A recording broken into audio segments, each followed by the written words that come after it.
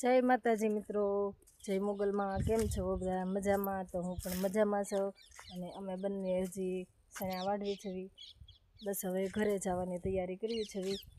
અને મારે રાપું ઉતરી ગયું છે અને કમલાજીનું રાપું હજી એ વાઢે છે.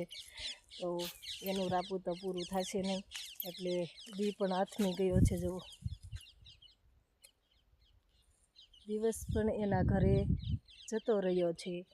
તો હવે અમે બંને પણ અમારા ઘરે જતા રહેવી, કેમકે વાડીનું લાઇટનું નક્કી ન હોય, ક્યારેક લાઇટ હોય ન હોય, એટલા માટે થોડોક સમય છે. એટલે વહેલા જતાં જઈને રસોઈ બનાવી નાખી અને નિરાંતે ખાઈ લઈ, કેમકે પાછું વહેલા 5-4 વાગે ઉઠવાનું. 4-5 વાગે ઉઠીને પહેલો ભાગ દેખાય ને, આની પછીનો પહેલો ભાગ, એ ભાગમાં અમારે સણા 6 વાગે ઉઠીને એ ભાગમાં અમારે સણા વાઢવાના હોય.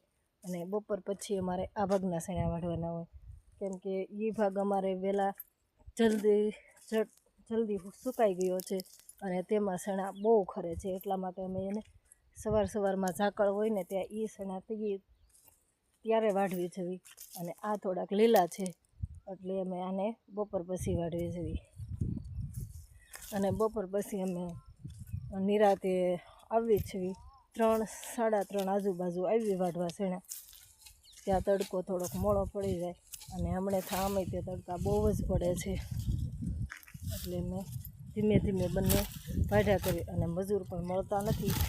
કેળ તો રોજ કરવી છે, પણ મજૂર બધે જતા હોય, એટલા માટે જડદન મળે નહીં. ઓય હાલો, ઘરે નથી જવું?